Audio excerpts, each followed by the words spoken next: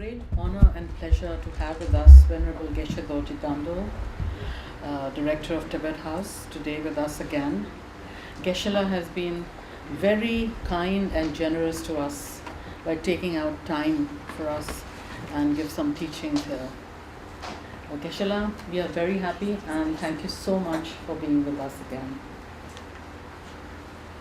A little bit about Geshela's introduction, though he doesn't need one, but still it's inspiring to know about Geshela's life. Venerable Geshe Dorji Damdul is currently the Director of Tibet House, New Delhi, the Cultural Centre of His Holiness the Dalai Lama. He also gives regular lectures and leads philosophy classes at Tibet House and several universities and institutes. He travels widely within India and abroad to teach Buddhist philosophy, psychology, logic, and practice. Geshela has also worked on several books such as Ethics for the New Millennium Part 2, Art of Happiness, and co-authored with Professor Paul Ekman on the book titled Emotional Awareness. He has written a number of articles and papers for national and international conferences on the theme of the paradox of the brain and the mind and ultimate reality according to Arya Nagarjuna. Currently, he is working on two books titled Journey into the Paradox of Brain and Mind and What Constitutes the Ultimate Reality? The Effects of Understanding the Ultimate Reality. Today, Geshela is going to give us a teaching on the meditation on wisdom of altruistic bodhicitta, the most beautiful mind of the universe. Geshela, we look forward to experiencing the most beautiful mind in the universe. Thank you. Sanje judo zoge jolanda, chanju balo dane gyazoje, dage jinzoge be sonanje, ola benjre sanje domarejo, sanje judo zoge jolanda, chanju balo dane gyazoje, dage jinzoge be sonanje, ola benjre sanje domarejo, sanje judo zoge jolanda, chanju balo dane gyazoje. Okay,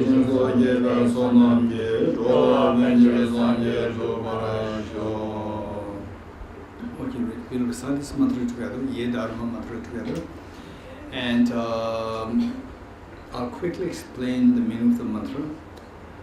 I don't know if we have the mantra. Is not the mantra is good. The mantra. Do we have it in the form of the pamphlets or whatever? Okay, it is matter. Okay, so the mantra, the most of you know this mantra, the meaning of the mantra as well. And should there be some who are not exposed to this mantra, this mantra is very important. And if you're interested, you can get it from Tibet House. You can also get it from Venerable Gavir-ji here. And so this mantra, the meaning is Ye Dharma Hetu Prabhava, all phenomena arise from causes, that everything that we see around, particularly in terms of your experience of happiness, misery, and so forth, they arise from the respective causes. So rather than expecting, or rather than say blaming external factors, some external agents, it is to do with its early causes and all related to one's own the actions. Ye dharma hetu prabhava, hetum deshan tathagato hyevatat. And what these causes are, what are the causes responsible for all our miseries? The happiness, misery, so forth. More precisely, the miseries that we go through, they are taught by the Tathagata. Tathagata referring to the Buddha. They're all taught by the Buddha. And then once we identify what these causes are, how to get rid of these causes. Tathagata Hyavata Desham Jayo Nirodha Evam Badi Mashram Soham. The cessation of discourses as well is taught by the great seer. How to bring an end to discourses as well is taught by the great seer, meaning that all the problems somehow rooted to the ignorance, and the ignorance, we can see the ignorance on various levels. Ignorance pertaining to not knowing mathematics, ignorance pertaining to not knowing the cooking, ignorance not knowing the wisdom to see the reality as it is. So see that all these problems are somehow related to ignorance. And one ignorance, usually in Tibet House, and all the classes that we have, they are more oriented towards discovering the wisdom as what constitutes the ultimate reality, what constitutes the wisdom. So there's one kind of ignorance which is extremely important for us to know, and let's see how to get rid of this ignorance. So this ignorance is the ignorance not knowing that loving others, cherishing others is the ultimate source of happiness. Ignorance not knowing that loving others, cherishing others is the ultimate source of happiness for yourself. This is incredibly great ignorance. So people end up in terrorism, just terrorizing other people, creating fears in other people, and then corruption, and then say gender discrimination, any form of discrimination, including gender discrimination. These are all the indication that there's the ignorance within yourself, not knowing that this sense of discrimination, which undermines others, that is nothing but the source of misery for yourself. This is something which anybody who is somehow connected with these actions of discrimination is a clear indication that the person is nothing but enveloped in the ignorance of not knowing the reality, that what I'm seeking, why, say, the male chauvinism, why the male chauvinism? Oh, with the male chauvinism, then they say, then we are superior. So as compared to the girls, the girls. So with this feeling, then the discrimination happens. But in actuality, this discrimination simply pushes half of the human family away from you. The moment you push that, the potential for you to have the maximum happiness, half is gone. So then we see that this is ignorance, not knowing that embracing all others equally is a source of ultimate happiness. And the fact that why people do that, to discriminate in this way, is expecting that you will get happiness. In actuality, this is the opposite. This is the irony. Okay, so with this in mind, this mantra tells us that finally the cause of all the miseries is the ignorance, be it ignorance, the cognitive and the cognitive side of the ignorance, meaning, say, distorting the reality, that how things truly exist, and how you conceive the things, or how you presuppose things to be existing. In actuality, it's a fact, whether we admit it or not, whether you like it or not, the fact is that things are all illusion-like. This is a fact. And while this is a fact, we superimpose a reality which is very different from what the reality is. We superimpose something so objectified there. So like in dream, the dream, because you superimpose, the dream ghost to be real ghost, invariably the fear arises. Whereas if you know that the dream ghost is, I don't have to superimpose the dream ghost to be real ghost, it's a dream ghost. The moment you realize that, you are freed from the fear of the ghost chasing you. So likewise, the reality, we superimpose a reality there. In actuality, that is totally illusion. It is your projection, and then you are scared by this projection. This is reality. Okay, so this is one ignorance, a cognitive ignorance. There's affective ignorance. Affective ignorance is where your mind movement, say this difference that we need to know, affective and cognitive. Cognitive says that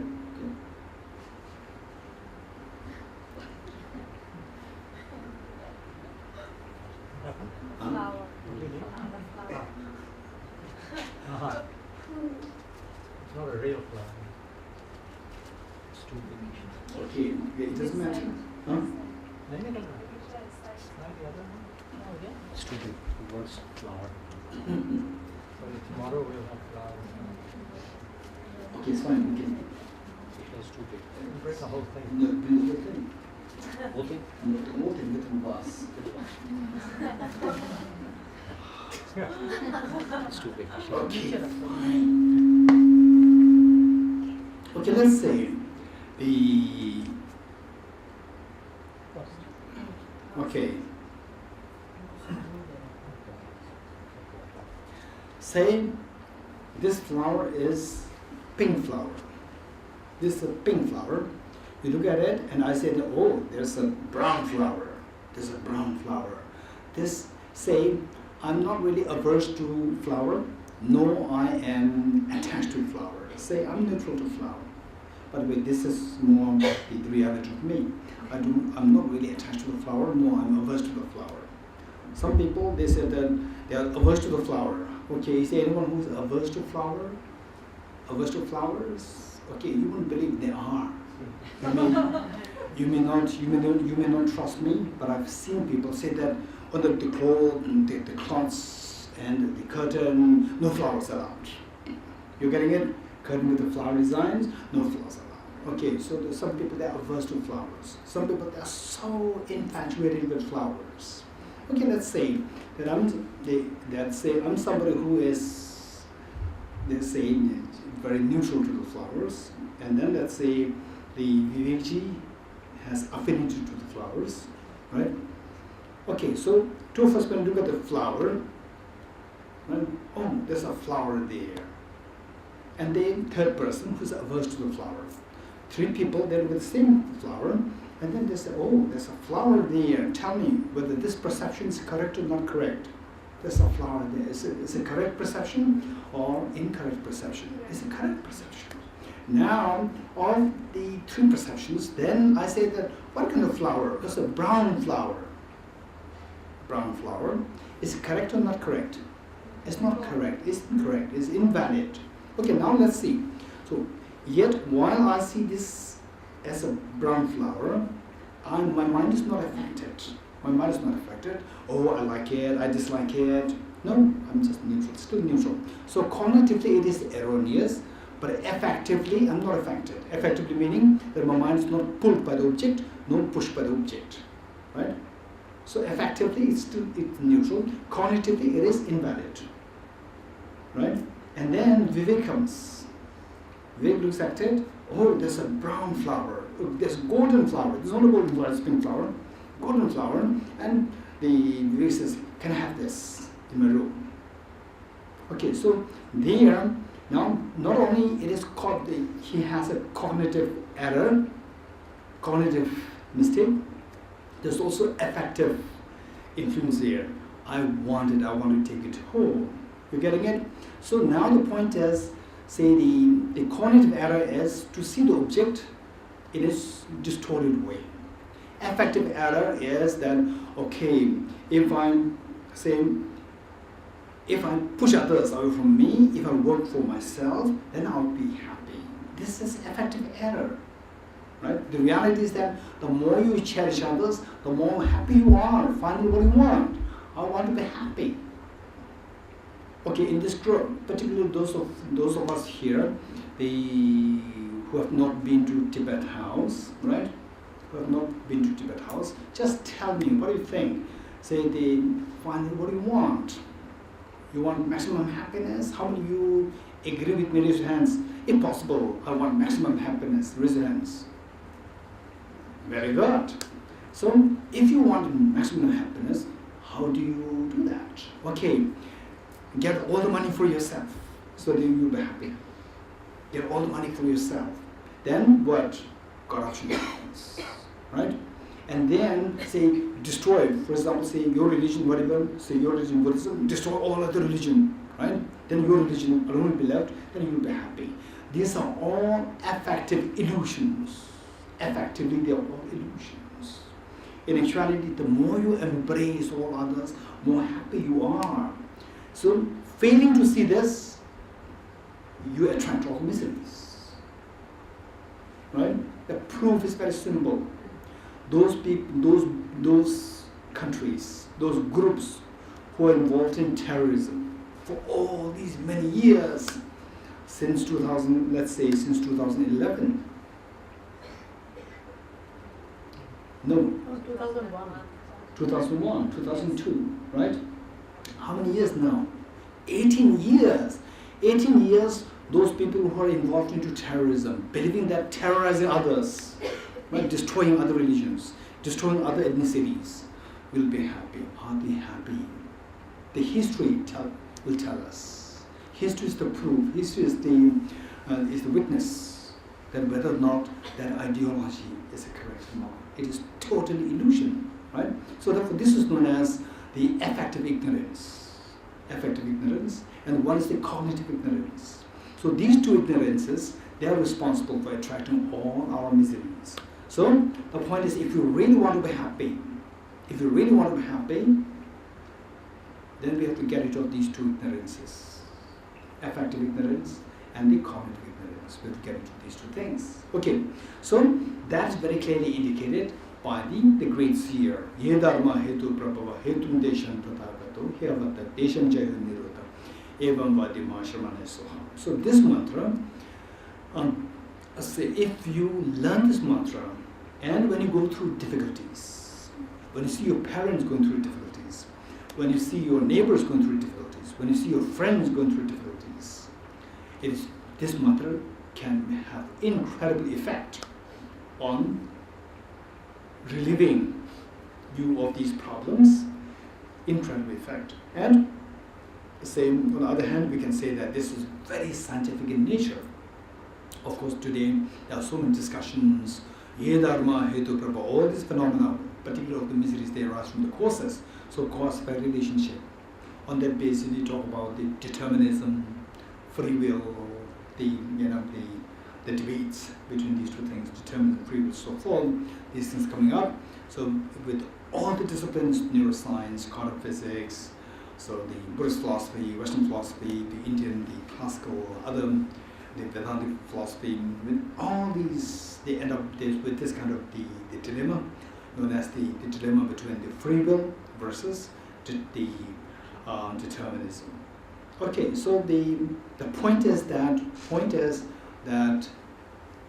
we all, today, modern science, philosophy, we all seek happiness guided on the basis of the principle of the cause-effect relationship. So with this, if you really want to be happy, if you really want to have the happiness, then say get rid of these two ignorances. And if you really want to have the maximum happiness, get rid of these two ignorances completely. So if this is what you learn, then this is the greatest thing. This is greatest achievement, greatest success that you think of in your life. And for you, say you think of your family members, you think of your children, and you are saying anyone who is not so interested in this kind of philosophy, so they can be very positively affected by you. Okay, so this mantra is so precious from that respect. Okay, with that in mind, let's recite this mantra 3 times with the tune. And those of us who do not know how to say this, don't worry, just listen to us. And if you know how to do this, then slowly join us. Okay. And while we do that, visualize your 2 parents on 2 sides and all the family members around you, and particularly this topic, the beautiful mind of Bodhicitta, the wisdom of the beautiful mind of the Altruistic Bodhicitta. This is so precious, not for the world, for you, for each one of us. This mind is so precious. Okay, this is what we're going to discuss later on, today and tomorrow. Okay, with that in mind, imagine that you are leading this, and such everyone who seeks happiness, including your parents, your family members, your children, they're all with you, and then they're following you in this journey of cleansing the mind of the two ignorances, so that you will acquire you and all others will acquire the maximum happiness. With that in mind, let's recite this 3 times. Oh, sorry. Om ye dharma hetu prabhavam hetum desham tathagato yavatat desham chayo nirodha evam vadi mahashramanaye swaha. Om ye dharma hetu prabhavam hetum desham tathagato yavatat desham chayo nirodha evam vadi mahashramanaye swaha. Om ye dharma hetu prabhavam hetum desham tathagato yavatat desham chayo nirodha evam vadi mahashramanaye swaha. Okay, let's next we recite the mantra Yatham Gate Gate Paragate Parasangate Bodhiswaha. Again, the meaning is very simple. In English, this mantra can be translated as here is thus, Yatha, here is thus, Gate Gate, go, go, Paragate, go beyond, Parasangate, utterly go beyond, Bodhiswaha, establish enlightenment. Go, go, go beyond, go utterly beyond, establish enlightenment. What does it mean by go, go, go beyond? So where to go? From where? So for that matter, it's not external journey. Although go has the connotation of journey, it is not external journey, it's a natural journey, it's the journey of the mind. Say the water, this water that we have, let's say that this is the water which is just the freshly taken from the Yamuna river. Freshly taken from the Yamuna river, right? Okay, freshly meaning it is not the subjected to any treatment, right? Freshly taken from Yamuna river, very dirty. Nobody will want to drink it. Then what we do is that we subject this to the purification, the process of purification, like the ultrafiltration, reverse osmosis, and so forth. With these processes, we purify the water, meaning that you extract all the dirt from the water, and what is left? What is left? Very pure water is left there. Okay, so this pure water came from where? From Yamuna river, or from where? From the Mount Kailash? From where? From the Yamuna river. But from the Yamuna river is very dirty water, not the pure water. So where did we get this pure water from? This question. We're getting it? Okay. So on the other hand, let's say a black charcoal. Then I assign you to make it white inside out. What do? You remove the black part. Remove the black part, what happens? The charcoal disappears. With the dirty water, freshly taken from the Yamuna river, you remove the dirt through these processes. Instead of the water disappearing, the water becomes very clean. Whereas from black charcoal, removing the black part, instead of the charcoal becoming white, the charcoal disappears. Okay, anyone, what's the difference? Why the water, this dirty water, why the water did not disappear as we subject this water to purification? Why the water did not disappear? On the contrary, why the black charcoal disappears when you remove the black part? Why? Anyone, very quick. Anyone. Okay, including those people from Tibet House also. Yes, here. So the very nature of water is being pure. So Very good. The dirt is removed, the turbidity is gone, and it actually With black charcoal? and the Black nature charcoal. of charcoal on heating, it actually separates. Okay, so basically, Okay, I mean, so what is being said is that with charcoal, the true nature of the charcoal is black, and with the true nature of the water is very clean, right? True nature of the water is so clean. Although the water that you take from the Yamuna is so dirty, you don't want to even touch it, forget about drinking it. But the true nature is never dirty. Remove the dirt, the true nature will come out, which is so pure. So our mind, however defiled our mind is, full of anxiety, stress, tension, misery, right? And a very small thing can trigger agitation in us, right? Somebody says that, okay, where are you going? Where are you going? What's wrong with this? And then you hear it as though like the person is talking in a very boring tone, right? Why are you asking like this in a very boring tone? What's the problem? And then you're agitated, right? And because you're agitated, other person also gets agitated. Very small things can easily agitate us. This is what our mind is. But the true nature of mind is not like this. However agitated you are, however short-tempered you are, the true nature of your mind is not like this. What's the opposite of agitation? Calmness. The true nature of mind is so calm. And we may be so short-tempered. For no reason, you just show anger to it. You burst anger, blast anger to somebody else. Right? So what's the opposite of anger? Patience, love. The true nature of mind is full of love, affection, so forth. No room for anger. Right? And then little mathematical calculation, we get lost. You immediately go to the mobile, right? Yes, we cannot do it.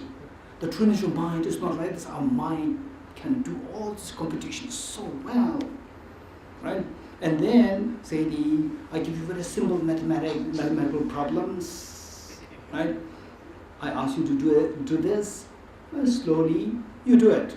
I say it very quickly, you cannot do it. Why you cannot do it? Because you are saying very quickly, right? Actually, you do not say that my mind works very slowly, right? So the point is that our mind, this is the nature of our mind. Our mind is, it has the true nature of mind is not slow. The true nature of mind is so fast. It's of high quality, full of compassion, full of wisdom, and full of power. And yet, on the contrary, what is superficially seen is like the dirty water. The true nature of the water is so pure. What is seen superficially is so dirty, right? So what is seen our mind is so short-tempered and say easily feeling demoralized and giving up things so easily, and say the word easily feeling agitated, irritated, and so forth. So these are not your true nature. Don't forget it. These are not your true nature. And somebody, right? You end up in a tragedy. You get lost in tremendous fear. Again, the fear is not your true nature, right? We have a tremendous self-confidence. The true nature of mind has a tremendous self-confidence. It does not have fear. But why? If these are not the true nature, how come that they come to the surface? How come? It is like the dirty water. The true nature of the water is never dirty. The dirts are all superficial. Yet, when they are mixed with the true nature becomes dominant, not visible. And the dirts become visible. Likewise, our true nature of mind, which is full of compassion, never agitated easily, no anger, calmness, compassion, wisdom, stability, fastness, rigor, all these, while they are there within each one of us, they remain dominant because they are mixed with the temporary dirt. So our job is to exterminate dirt. So the process of what is this journey, gate, paragate, parasamgate, both.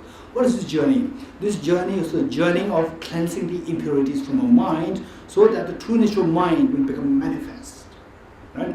The moment the true nature of mind becomes manifest, from your side, you are never going to be affected by any external factors. Say, like the sound of clap, like this.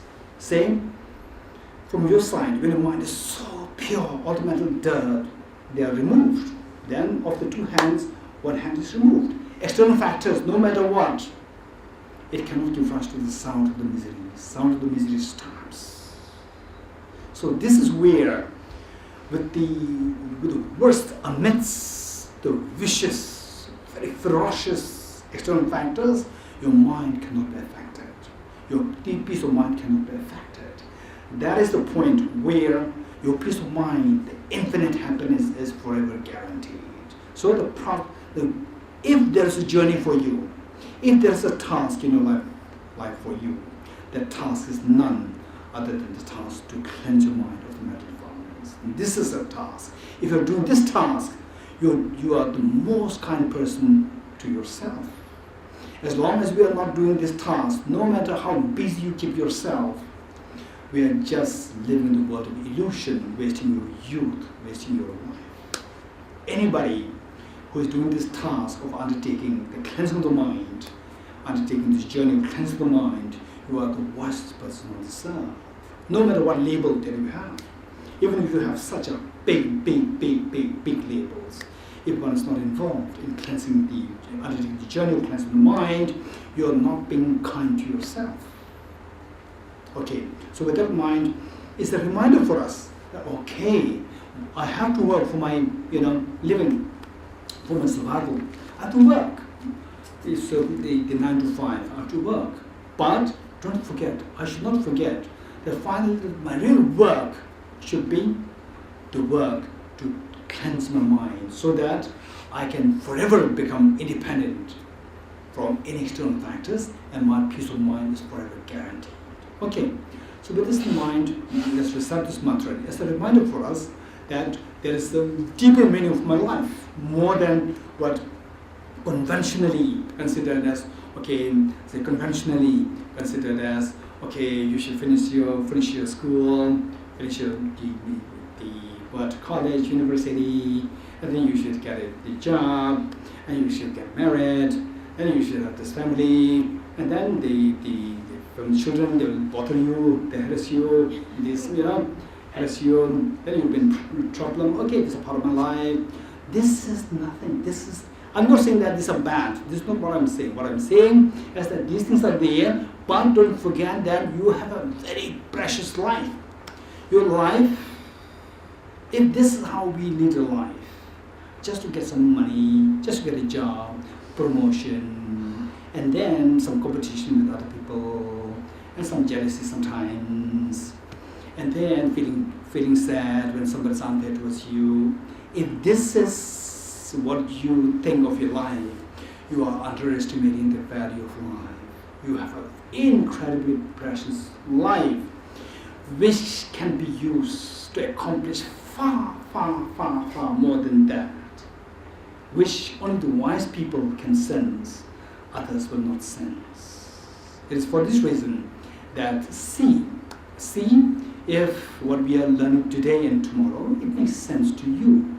If it makes sense to you, then while you go through the conventional way of life, make sure that at least 5% of your life, if not 50%, 5%, 10% of your life is dedicated towards cleansing the mind, and then see to the effect, right?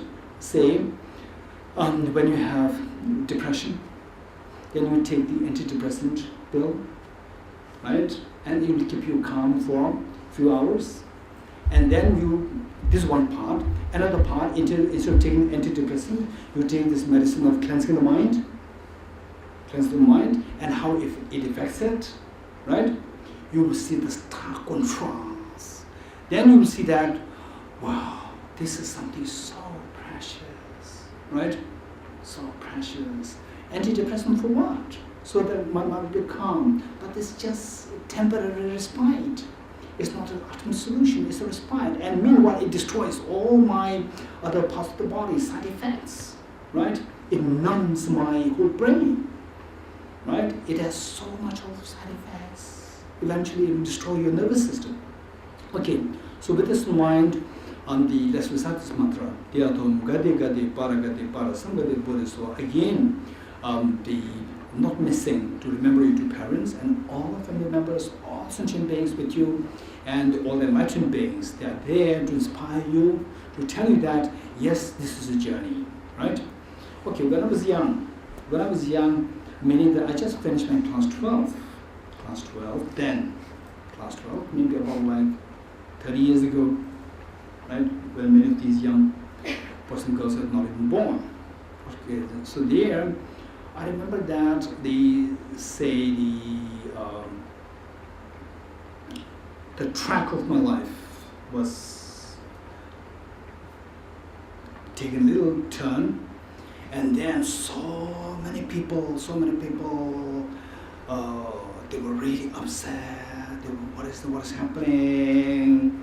I remember in my life there were those days. There were only two people who appreciated what I was doing. Only two. The rest of the world, they'll say, what's going with you? What's wrong with you? Only two. And these two now, when I go back in time, I see these two other people who are so matured in thinking, all others are small children. Right? Likewise, what we see is that in your life, when you pursue this journey of cleansing the mind, gate, para sambhate bodhiswa, guarantee that of the 100 people who you're going to meet, you are lucky if you meet one person who said that what you're doing is amazing.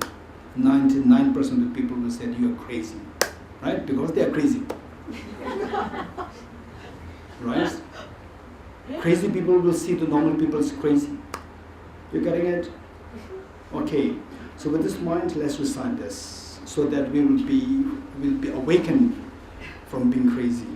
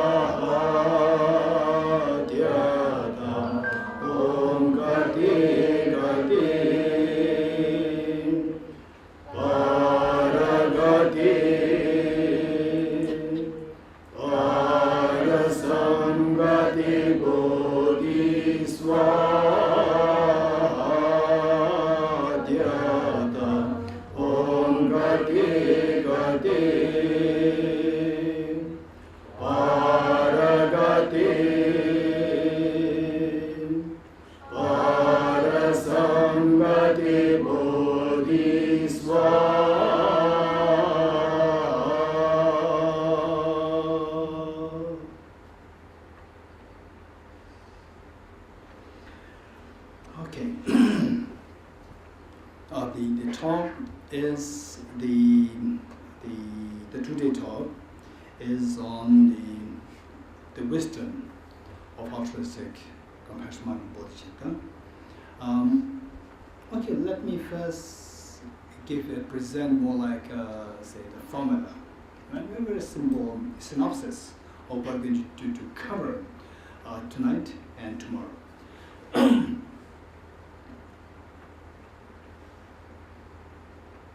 Okay. In this world, so there is, scientifically speaking, in physics, there is what is known as the theory of chaos. How many of you heard about this? Theory of chaos, right? Okay. And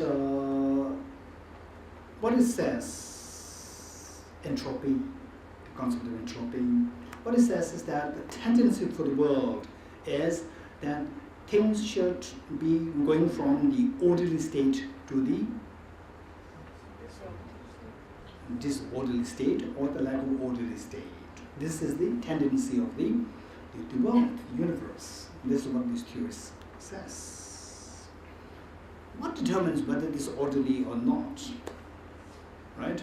In fact, I remember when I was young. Nowadays it is again the fashion's changing. At one point, say if you don't have okay, some of you may have, I don't know, the genes with the toned knees. If you don't have that, you are something wrong with you. It must be toned knees, and for the boys and for some girls also, the pants should go down, right? If it doesn't go down, something's wrong with you. If you put it so properly, something's wrong with you. When I was young, if there's some even what nowadays the genes have in the white part, what do you call it? The fade, the fade. In those days, if something is a fade, which means that you're a poor guy, right? You don't have these things. Okay, you don't have even have decent, proper, clothes. Okay, and then suddenly, say if you don't have the fade, something's wrong with you. If some purely blue, something's wrong with you, right? And then if your pen is not going down, again something wrong with you, right? Okay, so who decides that which is correct, which is not correct, right? Who decides? Our human mind decides. Our human mind decides. And this human, because they look at how this human mind is very unstable, because the fashion changes, right?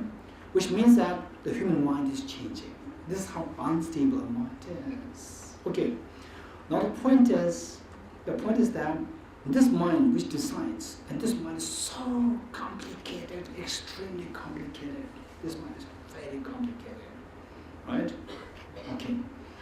And I'm sure, except for the younger ones, maybe like 20 or below, you may not have the experience, maybe 25. Some people say that only when you reach 30, you're a proper human being.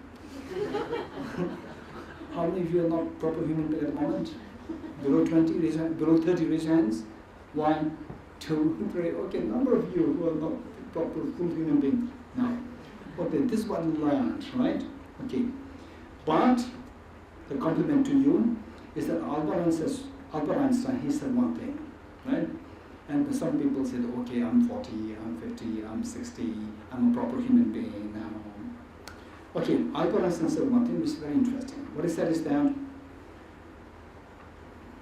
when you hit 40, the tendency for you to discover, to make discoveries, is gone. Meaning that discoveries made by the scientists will be made before the scientist reaches the age of 40. Right? The moment you reach 40, your mind becomes static, you will not discover anything. This is what Albert Einstein said. It's very interesting. Right? Okay. So with this what I'm saying is that our mind is very complicated. Right? Very complicated. It is for this reason the Buddha said that the mind is the chief of all phenomena and it precedes all phenomena. If with a pure mind you act or you speak, virtues will follow you like a shadow following the person. Your mind is the chief and precedes all phenomena.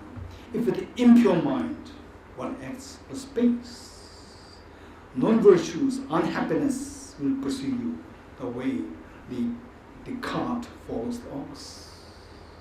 You getting it? So this is what the Buddha said. It's an amazing summary. It's an amazing summary which the Buddha made of the psychology of our thinking.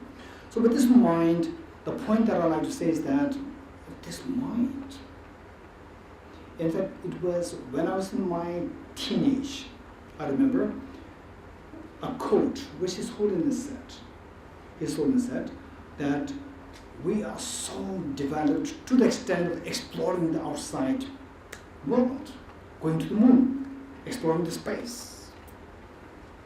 We go so far there, but we forgot to explore what's inside our own mind. That's what he said. It's beautiful. Inside the mind, again, this whole world of the mind. Right? The moment we explore that, just with external reality, external world, the universe, we see that in the first place we are on planet Earth, and the planet Earth is nothing but a part of the solar system. And the solar system is nothing, just a speck of a dust in the eyes of the Milky Way galaxy. It's just a speck of a dust. so insignificant in the eyes of the Milky Way galaxy. And the Milky Way galaxy is a speck of dust in the eyes of the whole universe. Okay, this is what it is. So from this we see that likewise, the complexities, the multiplicity of the universe, the world systems there. Likewise, there's a world system inside, there's a multiplicity. We speak of the mind as very simple. No, it is not as simple like that. For example, say, over this external world, the moon is too simplistic. What you say is too simplistic. It's a clear indication that one does not know what the world is, what the universe is like, what Milky Way galaxy is. So whereas likewise, if you say that, oh, it's just a mind, which means that you really don't know what mind is. Within the mind, we see that it's just so complex and so innumerable in terms of the number and so forth. So from this, what we come to learn is that within this mind, right, there are some parts which are responsible for attracting all miseries, and there are others which attract happiness. This is reality. This is reality. Some attract miseries, some attract happiness. And some minds are so beautiful. Some ones just terrible. Right? Same person. Right? I just met, they say, a patient and her doctor. I just met. And then I was talking to the mother, the patient, who was a patient, and the doctor was listening. And I could see the moisture in her eyes, the doctor's eyes, moisture. The relationship with the mother and the daughter is so beautiful. So why this happening? It's just nothing. It's just the symptom. It's just the surface representation of what's going inside the mind. So when that person feels that mental state where the person will feel moisture in one's eyes, tender.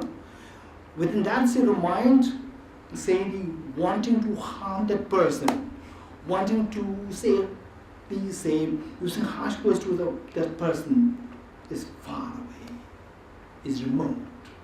Right? It's so beautiful state of mind. One. And then in some cases, you go to some people there, you sit in front of the person, the moment the person just stares at you, right? Stares at you and utter one word, your heart is beating, like something like this. So much of fear arises. So what made you have this much of fear? This reflects what's going in that mind, the ego of the other person. Ego, driven by ego, so much, maybe the person has so much of power, wealth, education, driven by ego. The moment you are in front of that person will have just a feeling as well, who are you? Right? How dare that you are next to me, you come here.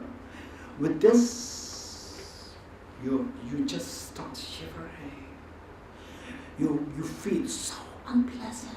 There's nothing but the representation of what's going in that person's mind. You're getting it? So there, the mind, some are so beautiful, the way I shared with you. The mother and the child, particularly when the child is so sick, the mother dares to sacrifice everything. It's so beautiful. And then there's another set of mind, you feel it, and it simply makes you to freeze your state of mind, right? So there we see that, where is this happening? It's both within the mind. So the mind is not a simplistic object.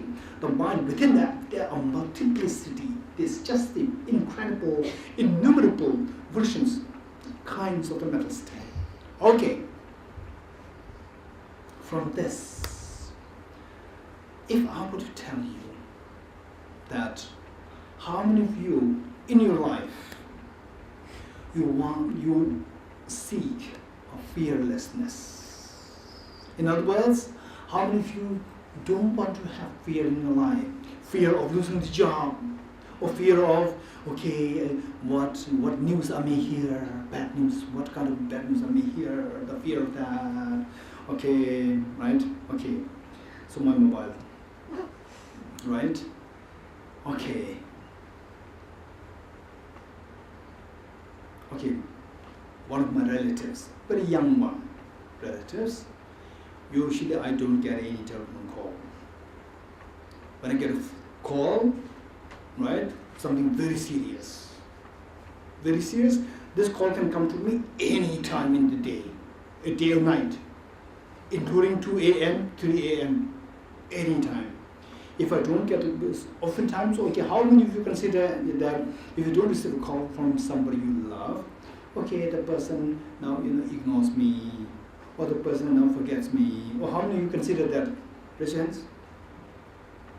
Okay, how many say, oh, I'm lucky that I'm not receiving a call from this person who loves me so much? How many of you? Okay, in my case, it's not that I feel bored. In my case, if I don't receive the call from that person, from the relative, I'm so happy, not because I'm being spared. No, the person is healthy. Right? But the person is very healthy, I'll not receive any call. Right? So which means that it's an indication that the person is healthy. No news is good news. No news is good news. Right? So the person is telling me, in a way, saying that, don't worry, I'm healthy. So I'm not calling you. The moment I receive a call is always urgent. Very urgent calls. Like sometimes 2 a.m., some 3 a.m., right?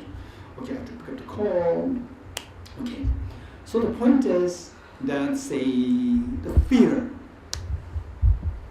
Conventionally speaking, when I speak about fear, okay, I don't really have a fear. So we fear of a tiger jumping at you. These are the conventional concept of fear. But fear, any disturbance which you dislike and yet you have associated with that is a fear, right? Say, I don't want to have say the ill health, right? But it can happen. Dengue. What is that? Dengue or dengue? Dengue. Huh? Dengue. Okay, and so there are different versions, right? Both are correct. Okay, so let's say dengue. Okay, so we never know. Okay, we're healthy, those poor people, unfortunate people, they're in what? In the Ames or in the fortress, right? In fortress, huh? Fortress. In the fortress, and those unlucky people, they have the dengue, right? Okay, I'm normal. I'm free from dengue. No, this is not the reality. Anybody, you can contract the dengue any time, right? Any time. So if you seriously think that I'm no exception, anytime I can also contract the dengue, right? Then this is known as the fear.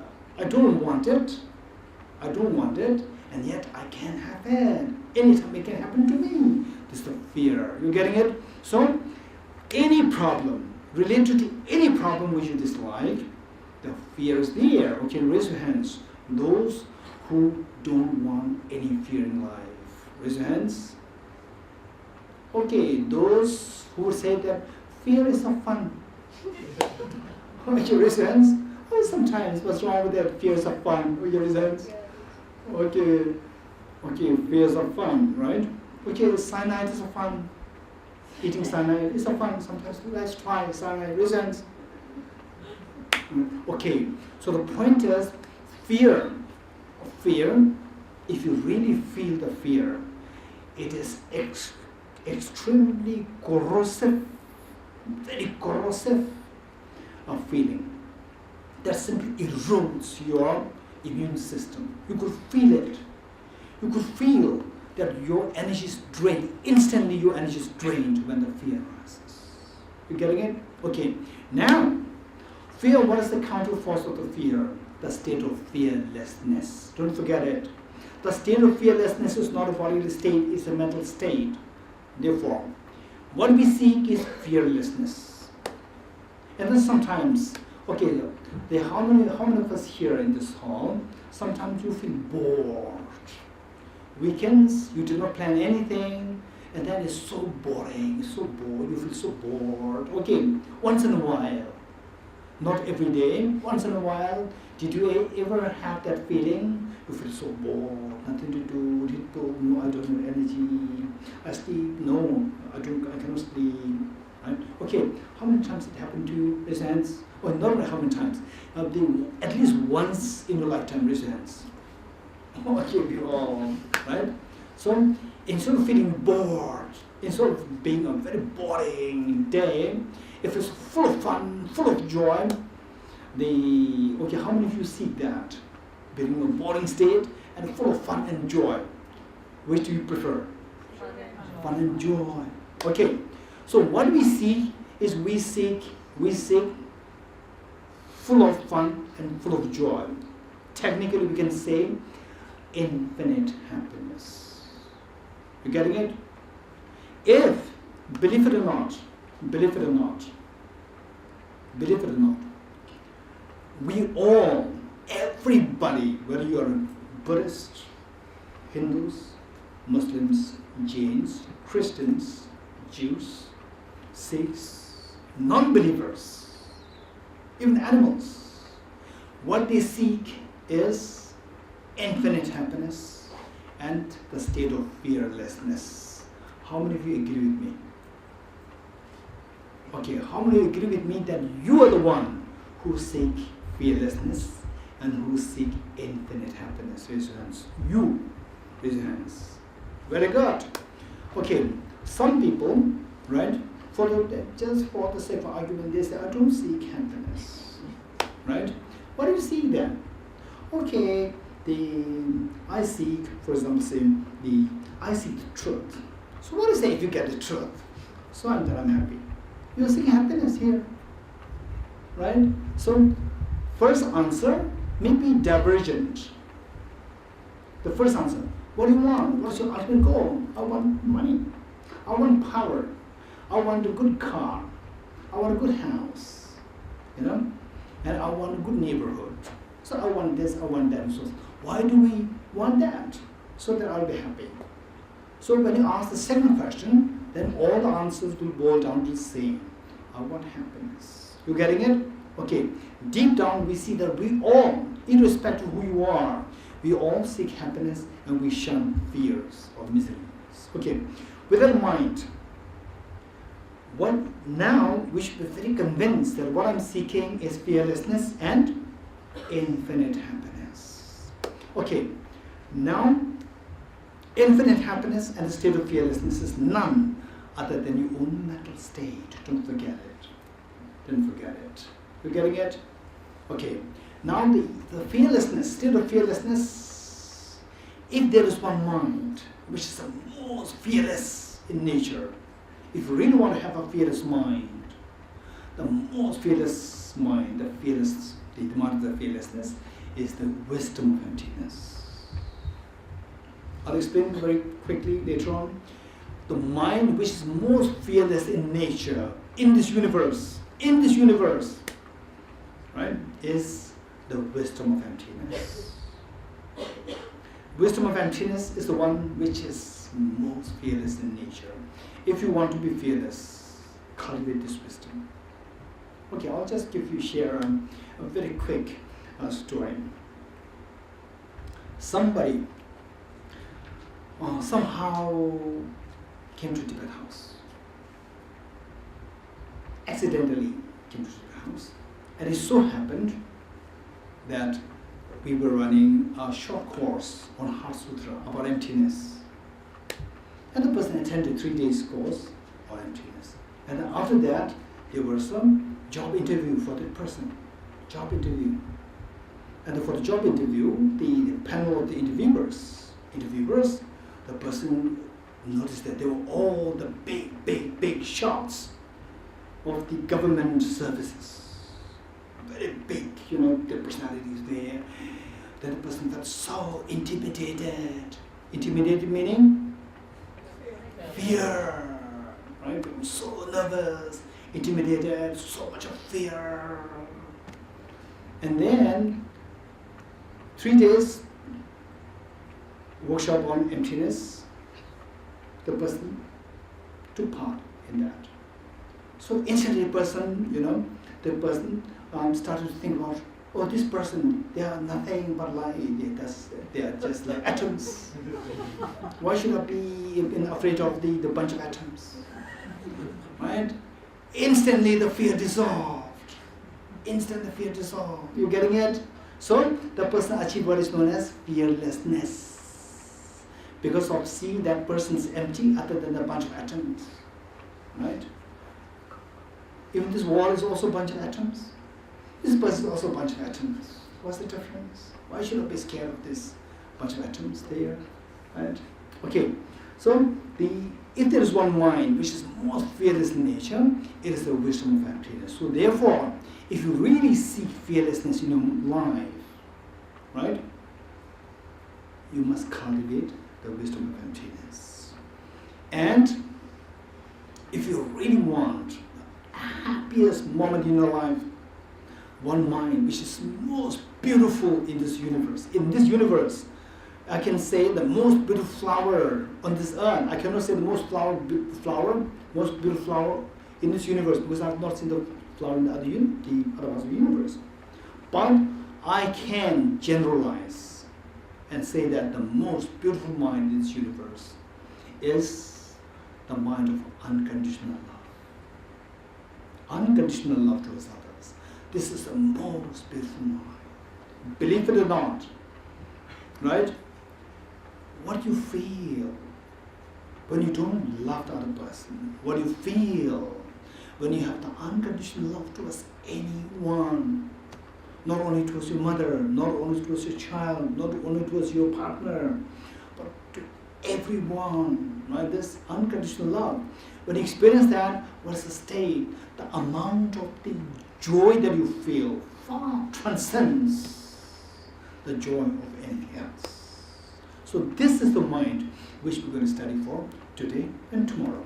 Okay, so this mind we say in a very secular, vernacular sense, we can talk about what is known as the unconditional love. Okay, unconditional love. Now, do we see this unconditional love? Do we see this unconditional love being practiced elsewhere around you? This question. Okay, I personally would say that this is so rare, so rarely found, but one which is so easily to be seen and visible is the relationship between the mother and the child, particularly when the child is very young, tender, vulnerable child. Then you can see the unconditional love. You getting it? So therefore it is very important for us that if you really want to be very happy, right? Anytime, 24/7, you want to be a happy person, cultivate this unconditional love. And if you want to cultivate this unconditional love, you must need a sample. The best sample that you can see is the relationship, the dynamic relationship between the mother and the tender child.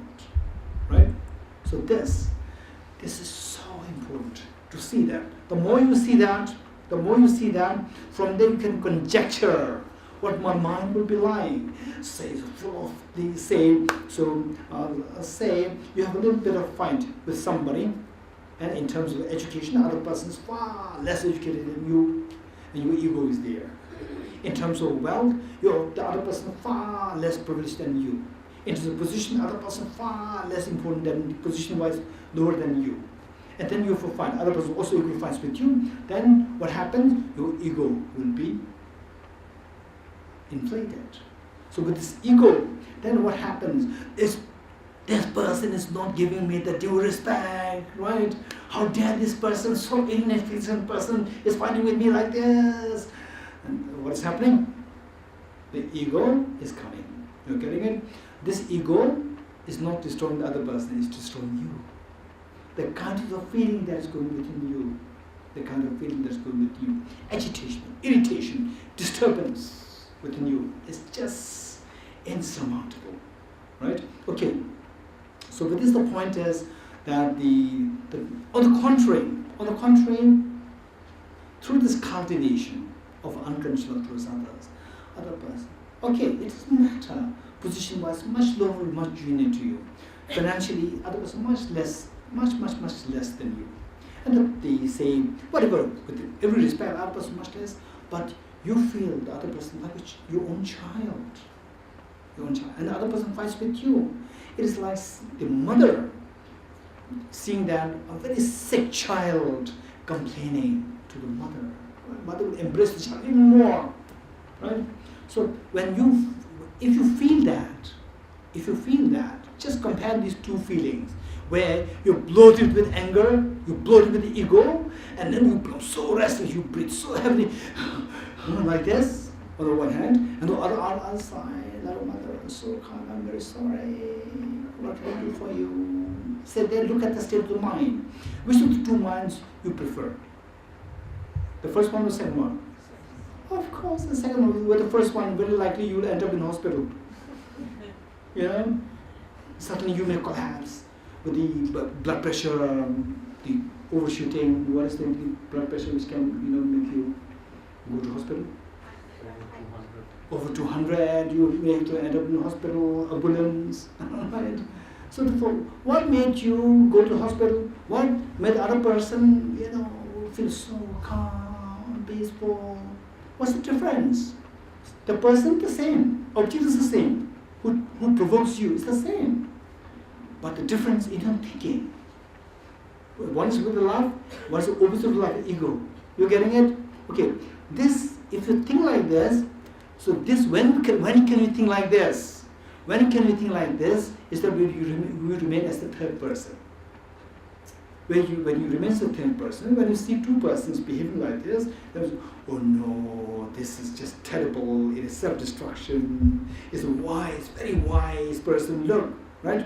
The person can easily ignore the other person, fight with the other person, denounce the other person, but look, he or she is maintaining such calmness there, it's beautiful, you're getting it? So, as you as a third person, you can sense it, you can see the difference. Whereas, when you actually under the ensnarement, under the captivity of the ego, you're already carried away by the current of this anger and the rage, and you're destroyed. You're getting it? So therefore, there are many steps, particularly tomorrow.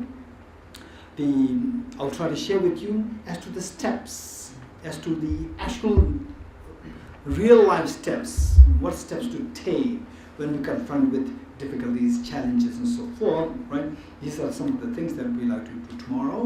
And of course, it will be even richer.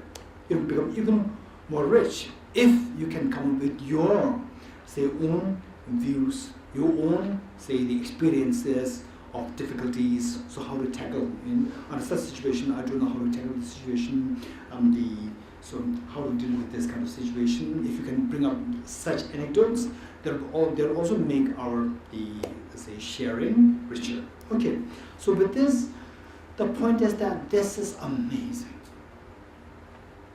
This feeling, this most beautiful mind, unconditional love, this is so beautiful. I personally, since I was aged like 19, I started this journey of practicing the unconditional love. I started the journey. If you ask me today, are you successful? If you ask this question, right, I would say that I've not been really a very successful practitioner, but within the limited capacity of myself, I see that it's of incredible benefit to me. I don't know how much it's benefit to others. No doubt, it made me so calm. Amazing, amazing benefit for me. To give you an example, to give you one very small example. In those years, when I was 18, 19, say, particularly there is one person. just the thought of this person comes, it makes me, my blood, they so ferociously runs through my gushers, through my body, like this, right? Which is just, if I'm about to fall asleep, the thought of this person comes, I'll be just wide awake. The blood becomes so, Blood boils, the blood boils. blood boils. Okay. Oh, what? This agitation, irritation, the body becomes stiff. Okay. Then I joined the Institute of Buddhist Dialectics. Institute of Buddhist Dialectics after my class 12. Then Institute of Buddhist Dialectics, so there, Bodhicitta. What is Bodhicitta? Unconditional love. What do you mean unconditional love? Love for all one, to everyone. To your near and dear ones, to neutral beings, and to the enemies. Okay. Right, this okay. Okay, so theoretically it's okay. Okay. So this is your journey, right? Your journey, Institute of Buddhist Dialectics, this is your journey. Okay. Right? Okay, then, see, I took personal initiative in this as well. So the actual study should be coming in 3 years, but I took a personal initiative to do this practice way out of time and doing it. And then, then the steps, right? 7 steps, 9 steps. Particularly in those days, I was doing the 7 steps. The 7-fold course-effect method to general bodhicitta. I was doing that. And then when it comes to the last point, which is bodhicitta, may I become Buddha for the benefit of all sentient beings. My mind said, no way. Okay, may I become Buddha for the benefit of all sentient beings except for that person. Except for that person. Okay, that was happening. And then, okay, so that is experiential. And theoretically, no, include everyone. Theoretically, practically except for that person. There's a stark difference between the theory and the practice. In the practice, I cannot accept that person, to include that person in my circle of compassion and love, right? Okay, then I said, no. Otherwise, you are wasting your life. No point in joining Institute of Buddhist Dialectics. No point in pursuing this philosophy, right? If you cannot embrace this person within the circle of compassion. Yes, okay. Again to the meditation, right? Okay. Again, may I become Buddha for the benefit of all sentient beings. Okay. Accept, right? Okay. Again, accept. Okay. It took me so many years. And finally, then, may I become Buddha for the benefit of all beings. Yes, of course. Still, it is not of course. It is of course. Reluctantly. And then slowly, right? May I become Buddha for all benefit. Then this person is not only the problem creator for me. This person is a problem creator for so many people around this person, right? So when I meet with my relatives, then the talk goes around that person. Everybody's attacking this person, and then at one point, after many years, then the moment I see other people attacking this person, also, although not say in front of the person, but behind the person. And this person, I feel so uncomfortable. I don't feel the joy. Yes, that person needs to rest. That's very true. That person is so just, they're selfish person, they're least cultured, and there's no gratitude. Instead of that, I started to feel so uncomfortable. It's so uncomfortable to listen, to hear that somebody is attacking somebody. Particularly that person, right? And then slowly, with more practice, then when I see somebody attacking this person, instantly a very natural reaction comes to defend the person. I'm so happy for me. it took many years. To be very honest, it took many years. And yet, still, my practice is very basic.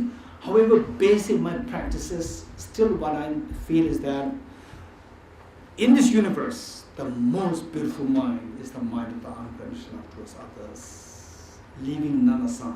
This is the most beautiful mind. This is the most precious mind. Okay, so with this, Bodhisattva Shantideva, say he put it so nicely. What is that? Of course, for all of us, his book, A Guide to the Bodhisattva's Way of Life. If you really want to be stress-free, if you really want to be happy all the time, then this book should be kept like a preamble, like a constitution of your. Yes. This book, A Guide to the Bodhisattva's Way of Life. This book is incredibly precious book, and if you share with His Holiness that I read this book all the time and I give this book as my constitution, His Holiness would be so happy.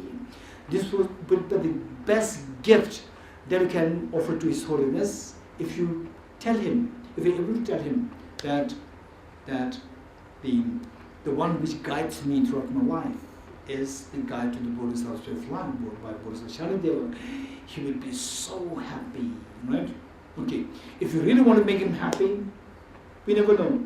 You may get opportunity to see him, right, in person. And during that meeting, if you really want to make him happy, instead of saying that, okay, Your Holiness, I'm happy, be happy. Instead of saying this, if you say that, this is my favorite book. And precisely if you say that, chapter 6 and chapter 8, he will be in, what, cloud 9? This is the expression which I learned from Geshela. Then he will be, Then you will be where? in cloud 9. Cloud line. Cloud 9. Cloud 9, which means that he'll be thrilled. He'll be thrilled, right? Anytime, say somebody is going through the last stage of the life, terminal illness, and if the person comes for some blessings to His Holiness, and if His Holiness senses that this person is educated and can read books, the one thing that he advise the person is study, read this book. Just leave aside all the commitments. Leave aside all these commitments. Read this book, and if you cannot read the whole book, just read chapter 6 and chapter 8. This is what we will say, right? Okay, so this would be wonderful. So there, this Bodhisattva Shantideva, what he said is amazing. So what he said is that if you can cultivate this unconditional love, if you, each one of us, if we can cultivate this unconditional love, it doesn't matter. You are a poor person, you are a rich person, you are a beggar, you are an educated, uneducated, girl, boy, old, young, it doesn't matter. Or high class, low class, aristocratic, just commoner, it doesn't matter. Anybody who cultivates this unconditional love of the bodhicitta, the moment that arises within you, even the kings of the divine beings, even the kings of the celestial beings, the Deva Devis, they will descend to make prostrations to you. Even if you're a beggar lying on the street, lying on the roadside, you beg for food, if you have generated this beautiful mind of bodhicitta, even the kings of the celestial beings will come to touch their forehead in front of to your feet, to make prostrations to you. This is what he said. It's so beautiful. And then said that all the human beings and the gods and goddesses will revere you as a child of the Buddha. You getting it? This is so precious. What makes you so special? What makes you to become the child of a Buddha? Simply because, not that you have somebody, the king or the queen, picked you up as the stepdaughter or stepson. Not because of that. Simply because of you having cultivated this beautiful mind. Right? Beautiful mind of the bodhicitta. Okay, this is what is said. And the one thing which is so beautiful. It's so beautiful. And is that in the monastic universities? Okay, tell me how many of you have been, how many of you have seen the monastic debates? Monastic debates, how many have seen that? How many of you have not seen such monastic debates? Okay, so what I would say is that if you have not seen such monastic debates, I would highly recommend you, if possible, say go to South India, like Gandhi Monastery, Sarah Monastery, Devon Monastery. There you will see in such a huge debate courtyard, you will see like 1,000, 2,000 monks simultaneously in pairs debating. On the subject matter of what constitutes ultimate reality and so forth, and psychology, metaphysics, logic, philosophy, epistemology, right? So these are the subject matters on which they debate, to learn, to progress in the learning.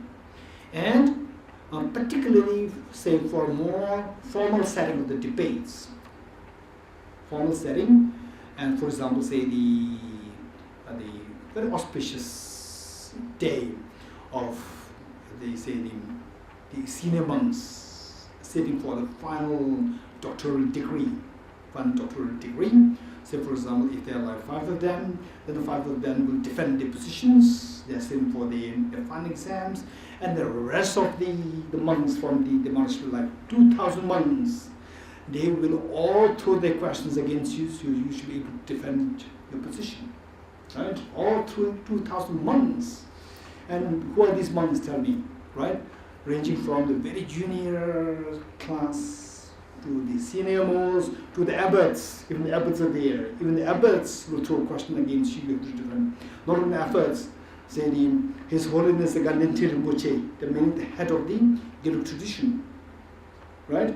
Saying even he will be there to throw a question against you, so you have to defend. So this is the kind of the rigor that debate is going there, and the debate can last till like say 12 a.m., 1 a.m. Right? Starting from 7 p.m. it'll go like this, 1 a.m. And then, when will you get the indication that now the debate is over? When will you get the indication? That is very touching. Right?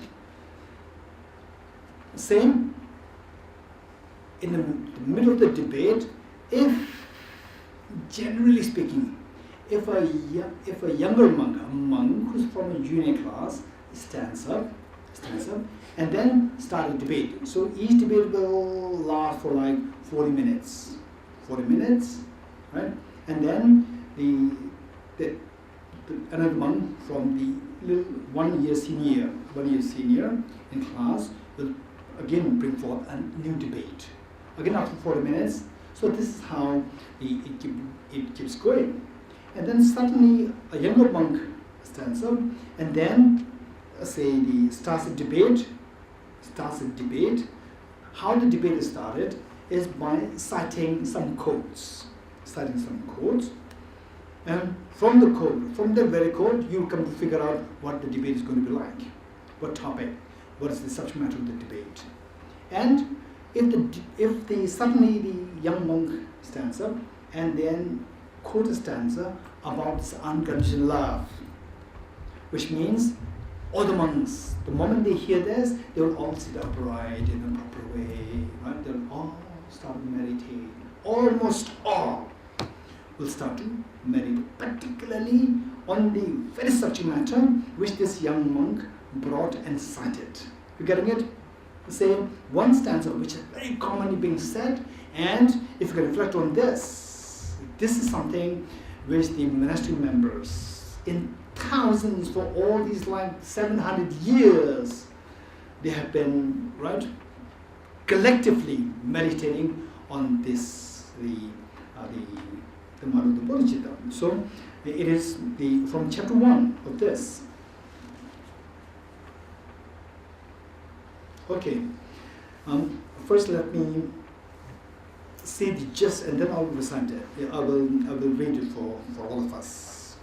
What it says is that saying what we have What we have is we have a body, speech, and mind. And what the Buddhas have, they also have body, speech, and mind. While we are same in having the body, speech, and mind, but we are defined as an ordinary person, and the Buddhas are defined as the divine beings. What's the difference? The difference is, like Buddha's body, speech, and mind, they are like gold. And our body, speech, and mind, they are like the what? Iron. The metals, the worn-out metals to be dumped, right? To be dumped in the garbage. Body, speech, and mind. So useless, right? Not only useless, very destructive. Whereas the body, Buddha's body, speech, and mind, they are like solid gold, very refined gold. Okay, what makes the body, Buddha's body, speech, and mind so special, right? And this also came from the garbage like body, speech, mind like ours. How come that in some people, in some cases, the useless body, speech, and mind, they became such a refined gold body, speech, and mind? How come? Okay, so the analogy given was that in those days, there is what is known as the alchemy, the science of alchemy. Science of alchemy, meaning the science of converting ordinary metal into gold. Right? So in those days it is believed that there used to be some solution, chemical solution. So this chemical solution, if you apply this to the ordinary metals, all these ordinary metals to which this chemical was applied, they would all turn into gold. You're getting it? Okay, now tell me, if this is the situation, then how precious is this chemical? Very precious or nothing? Very precious. Okay. If we have this special chemical, if we apply this to the body, special mind of ours, which is so hopelessly, how hopeless? For example, our body, right? Hunger. Okay, some of you may be thinking, it's already 7:53. So I'm feeling hungry, it's time for my dinner. I hope he finishes now. I hope he stops now. It's time for my dinner. Why you're worried? Because hunger, the pain of hunger. Why the pain of hunger? Because of this body. Right? And then sickness, aging, death, all related to this body. Right? Okay. Then say the speech. The body is very useless. The body is the source of all these problems. And the speech, right? Somebody said, what is Tibetan that you're doing in Tushita? Right? Why don't you don't have something meaningful, shopping? To watch the movie theater, right? Nothing interesting thing to do. This is the last thing this is the thing that you're doing, right? And what is your reaction? Oh, Bodhicitta. No, you will not say Bodhicitta. Right? How dare you say like this? This is your reaction. The speech, what's the speech like? It's so aggressive speech. It's not at all pleasant speech. You getting it? And the mind, it is even worse. Right? Nothing has to really come out from the speech or the physical. Right? Something just, our mind is so judgmental about everything. Right? Same. If the other person has, comes very presentable, the person is so fashionable. And if the person does not come as presentable, the poor guy.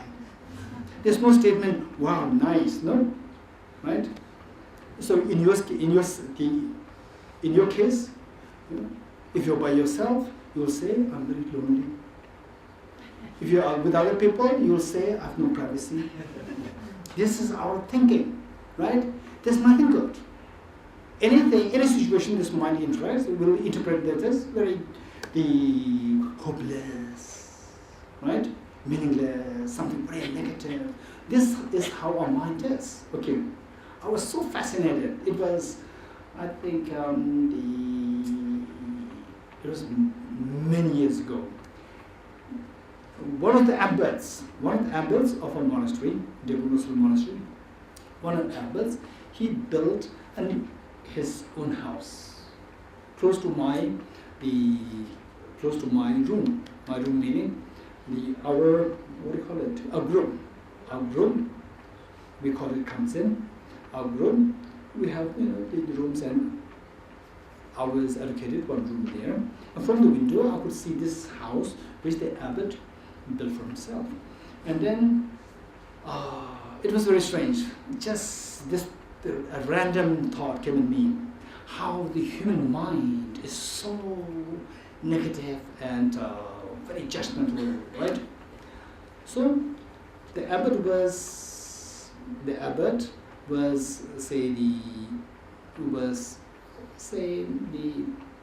making something, meaning the house is already almost complete. There's the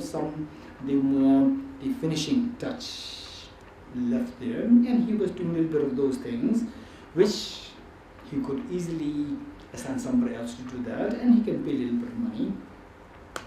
And then I saw that he was doing it, and he was already in his 70s, right? For sure late 60s, if not in 70s, he was doing that.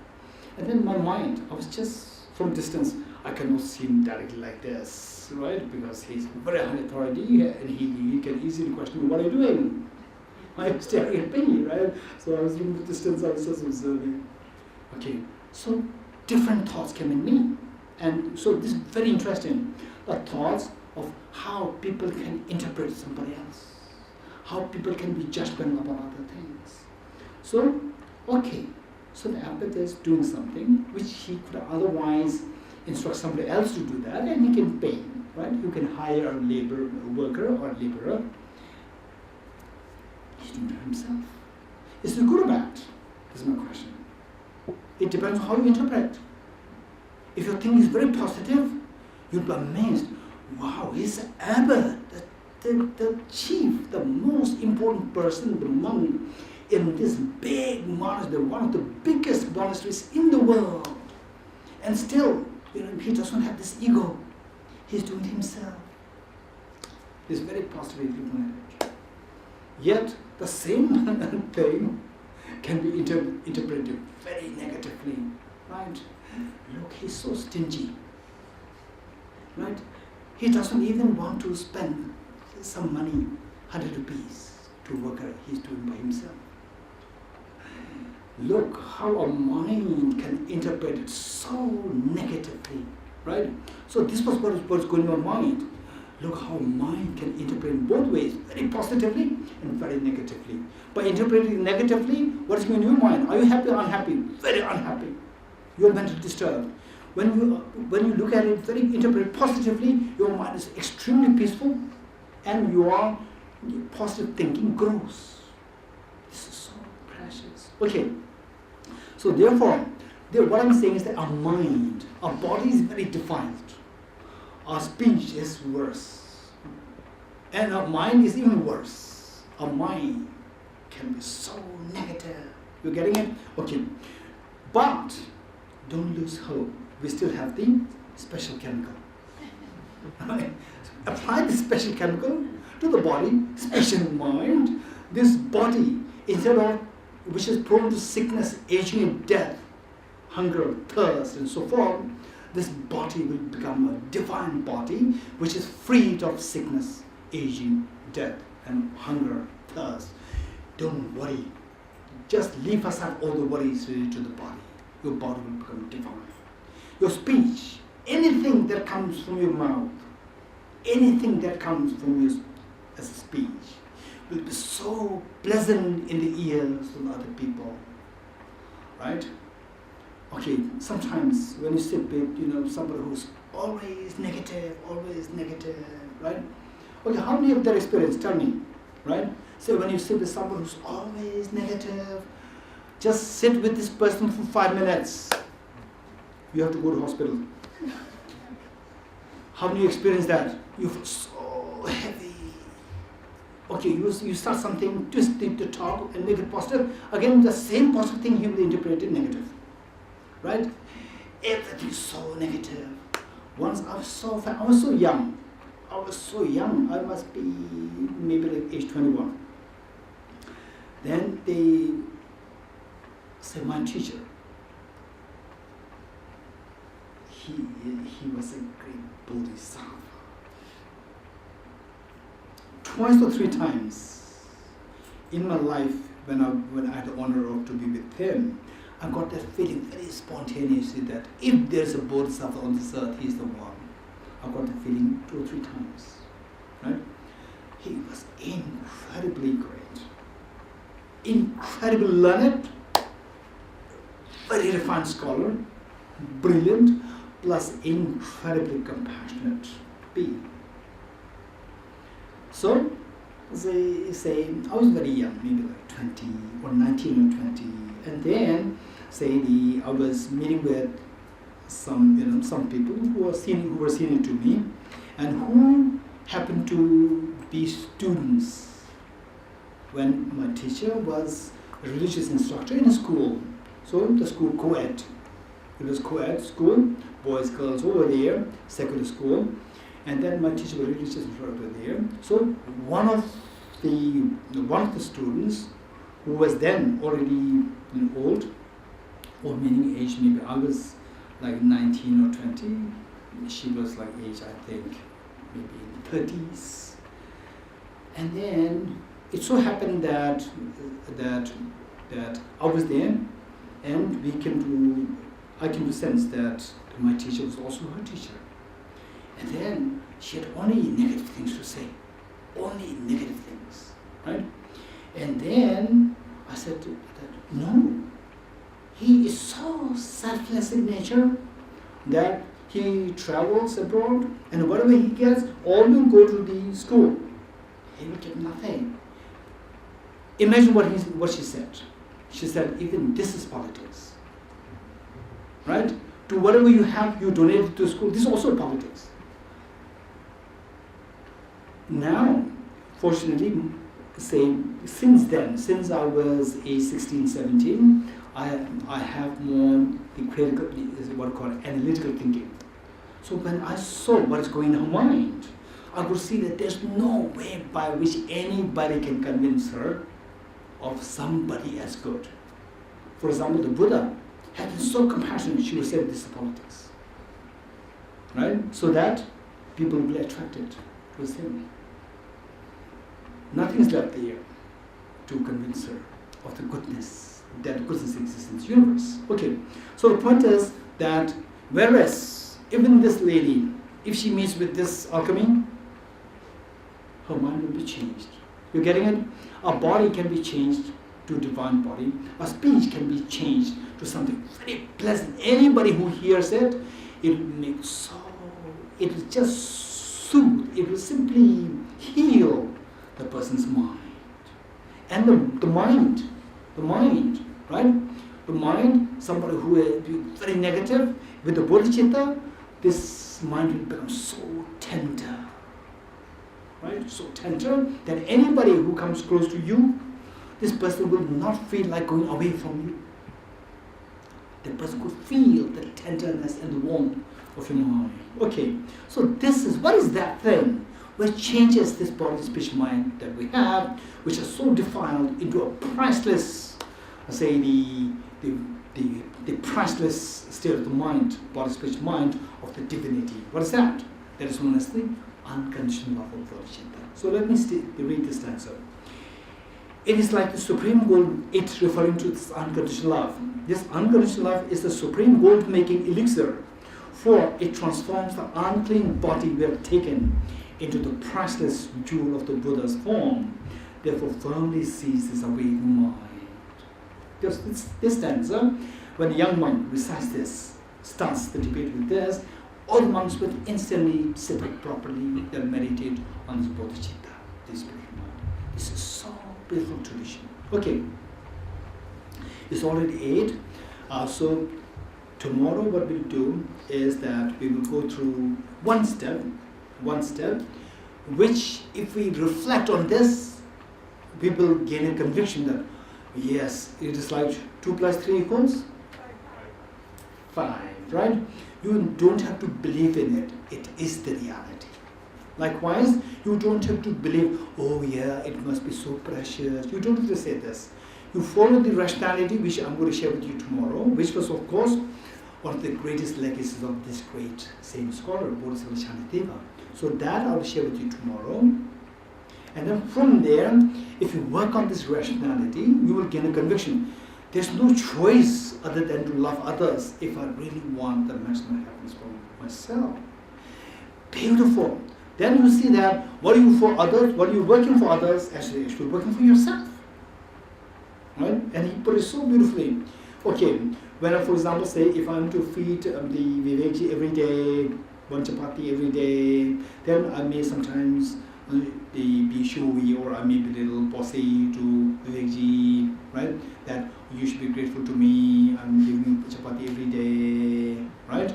But I'm eating chapati, no, I give chapati to Vivekji, I'm also eating chapati myself. I never tell myself that, hey, I'm feeding you. I'm feeding you every day. I don't tell myself, but I tell somebody else, because I distinguish I and you. You're getting it? Whereas if you start to feel that what I'm doing for you, Vivekji, this is exactly what I'm doing for myself. Actually, what I'm doing for you is you are giving me the opportunity for me to do it for myself. Right? So there you see that actually I'm not really doing a favor to anybody. What I'm doing for others is actually they are giving the opportunity. They are doing a favor for me. Right? I'm doing everything for myself. So what you do for others is actually what you realize that you do for yourself.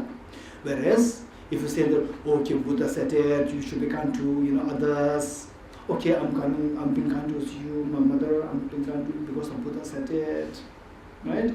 So I'm just saying you may be, if the Buddha is alive there, okay, Buddha, I listen to you. No. Right? It's not like this. It's not like blind faith. Rationality you follow, for example, you said that, okay, if I smile at the Abhijitji, I will smile at him, then he gives me 10 rupees. Right? Then when I smile, every time I smile at him, he gives me 10 rupees. You getting it? So then I smile at it for him or for myself? For myself. I know by smiling I'm getting 10 rupees.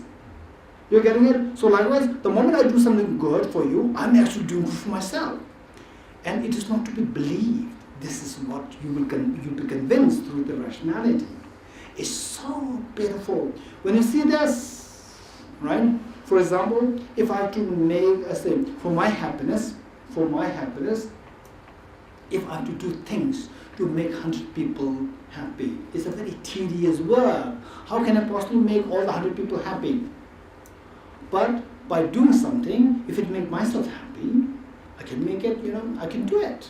It's very easy. Just for myself, everything is in my hand. Whereas for others, it's not my hand. So whatever you do, whether you do it for yourself, whether you do somebody else, you make yourself happy. The benefit is directly coming to you. Right? You smile, you get 10 rupees. Right? So like this, you do something good to others, benefit you get. This amazing practice, amazing rationality. Then this rationality you put into action, you will see the wonder. It's amazing. So then when I go out, right, then I smile Dipeshli, then I don't get 10 rupees. Right? Then what will you do? You will miss. Hey, right? After I go to Dipeshli, I smile, I don't get 10 rupees, and then I miss. Then I will miss Abhijitji. You're getting it? Because every time I smile at him, I get 10 rupees. I smile at Divesh, I don't get 10 rupees. So if I don't get the benefit, I don't get the benefit. Whereas with somebody else, I get it. So the point is that the reality is such that every time you do something to others, you get the benefit. Right? And don't believe in it. It is true. You don't have to blindly believe in it. It's rationally you will be convinced of that. You're getting it? So this is so precious. Then you actually put in practice.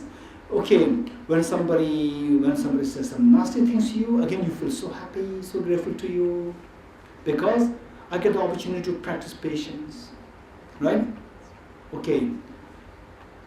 Then there's no factor which can irritate you. In other words, right? Every factor, you meet with any factor that will make you feel so happy. If good things happen to you, you're very happy.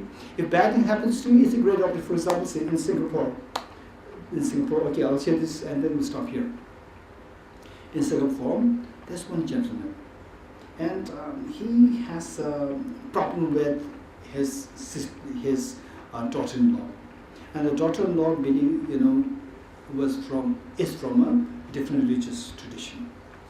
And then every time he sees his daughter-in-law, there's unhappiness there, uneasiness there, because he is a very proud person, proud and influential person in his religion. And his daughter-in-law is from another religion, right? And he feels so uncomfortable seeing the daughter-in-law. Then he told me, how do you deal with this? How do you deal with this? Then I told him that if you really feel uncomfortable with that, tell me what's the problem? What's the problem with her being from different religion, right? So then this is how that she is influencing my family. Which means that it's not that you dislike her, you dislike your family getting influenced by some other religion. Is this your problem? She said yes. Then you should be more influential. You should be more influential. You learn about emptiness. You learn about bodhicitta. You learn about how to embrace all other religious people, right? Then your offsprings, they will all learn from you, right? Then you can spread. Yes, then he said yes. Now, with this, instead of disliking feeling towards your daughter-in-law, you should be feeling so grateful to her. And he said, why? Because you're meeting with her, you see the need for you to grow further. That you should become more influential than her. So what made you, how can you become more influential? By learning more. Who made you to learn more and grow more? Because of this girl. This girl is like a teacher. He was so fascinated. Wow, that's very true. Right? She's the one who's encouraging me to become more influential. She's the one who's encouraging me to learn more. Right? I should be feeling so grateful to her. So this is, the point is that these rationalities, if you get these rationalities, things become so easy. If you have a daughter-in-law, right, who is so obedient to you, you're lucky. If you're a daughter-in-law who is not obedient, disobedient to you, you're very lucky you grow out of this. You're so very lucky, right? If you're good food, you're very lucky. If you're bad food, you're very lucky. You'll know how to, to thrive or how to face this challenge of being able to eat bad food. Bad food meaning not tasty food, right? Okay. So the point is that we started with the talk. We started with what is known as the cognitive and the affective.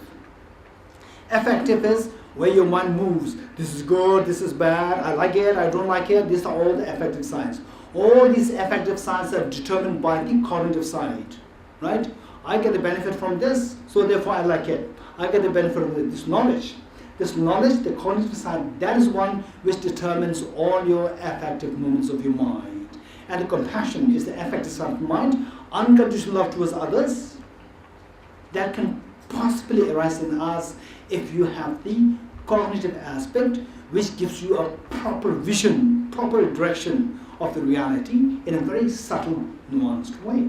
Okay, so this is what we're going to discuss tomorrow, along with the real life, say the challenges and how to deal with them. Okay, we'll stop here for a quick.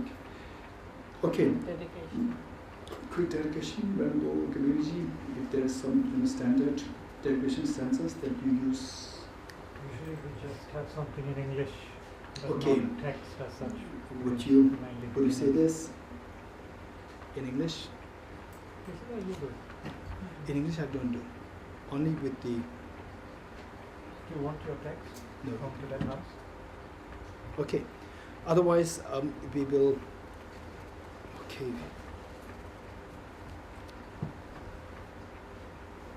I forgot how to put it. Okay, so let us dedicate the merits thus gathered accordingly.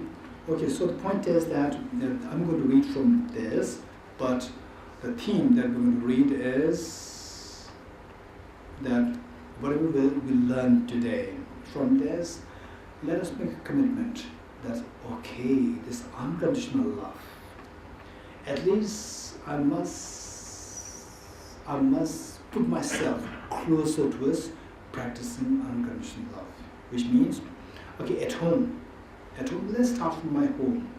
At home, where I used to be a little lazy and, they always ask my mother to do things for me. Instead, now, from 100% of what I ask my mother to do, I'll ask my mother to do only 50%. 50% I'll do myself. Right? Okay, usually say unnecessarily I use harsh words towards my mother, towards my siblings, towards my children like this.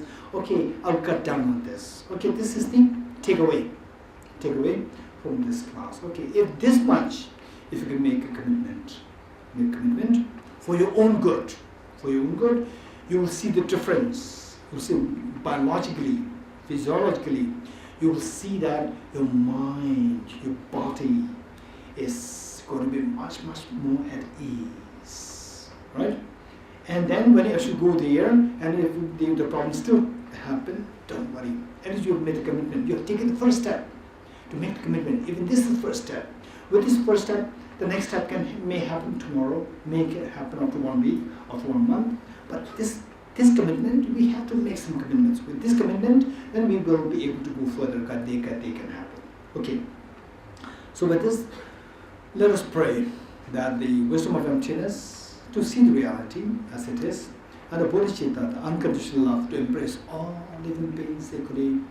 May these two minds flourish in the minds of all sentient beings, your parents, your children, your family members, and all sentient beings living on the side. May each one of them experience this most beautiful mind of bodhicitta, the most fearless mind of the wisdom of emptiness, so that all the fears and the form miseries will come to an end, and the abundance, infinite happiness is what all the beings experience eternally. May His Holiness the Dalai Lama, the true source of joy and happiness of this earth, may he live long and that his wishes be fulfilled spontaneously. May all these learning centers, incredible great learning centers of these rich heritage of the bodhicitta, unconditional bodhicitta, and the rich heritage of wisdom and emptiness, may all these learning centers thrive in the activities of study, reflection, and meditation, such as Gandhin, Sarah, Depum, and all the academic monastic institutions, nunneries, academic nunneries of Nyingma, Gaikyu, Sakya, Gelu, all the traditions.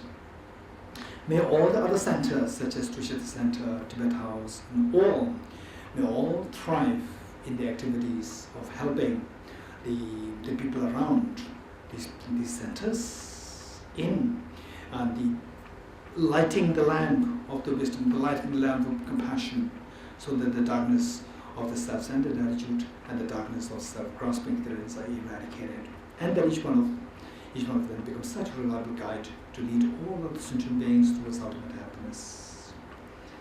Okay, with that in mind, let's just say 2 or 3 stanzas, and I'll read this for all of us, and meanwhile let us flow our thought in what is being read. Okay. With the wish to free all beings, I shall always go for refuge to the Buddha, Dharma, and Sangha until I reach full enlightenment. Inspired by wisdom and compassion, today in the Buddha's presence, I generate the mind of full awakening for the benefit of all sentient beings. I go for refuge to the Truthful Gem. I confess the negativities individually. I rejoice in the virtues of all the beings. I hold the precious Buddha in my heart.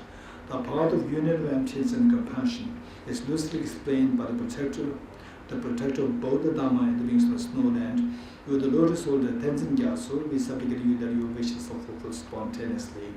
May the operations of evil thoughts and deeds of the negative forces of humans and non-humans who harbor malice through perverted prayers against the teachings of the Buddhas be totally vanquished through the power of the truth of the 3 jewels. In all my lives, never separated from perfect gurus, may I enjoy the magnificent Dharma by completing the qualities of the stages of the paths. equality in the state of Vajradhara.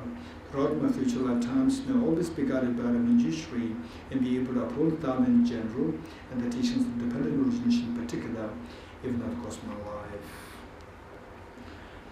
Yata Om Gati Gati Paragati Parasangati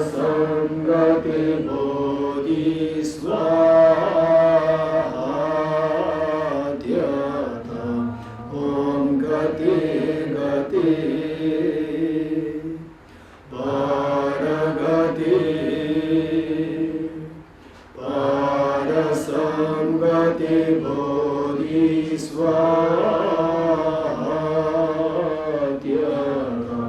Om Gati Gati